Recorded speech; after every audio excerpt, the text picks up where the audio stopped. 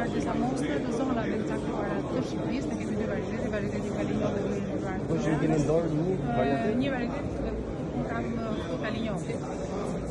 Dhe ideja është që ne të arrim në fund të gjithë projektit, pra të përcaktojmë parametra fiziko-kimik, sensorial, territorial dhe gjeografik të këtyre varieteteve, në sensin që një vaj që shkruar dhe ka një etiketë të caktuar, pra të tregohet nëpërmjet të dhënave në platformë që është i vërtet, pra është ky varieteti apo jo. Dhe kjo na ndihmon si në drejtim sigurisë ushqimore, po ashtu edhe tek eksportet?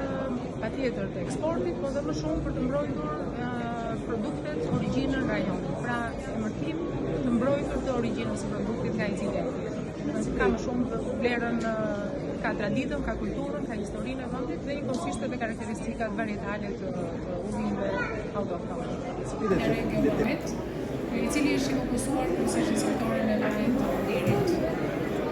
Fokusi i projektit është më shumë i lokalizuar në ruajtjen e varieteteve, karakteristikave të varieteteve autoktone. Dhe kryesisht ky projekt është fokusuar tek dy varietete, varietetet Kalinjov dhe Undëri i Parë të Tiranës.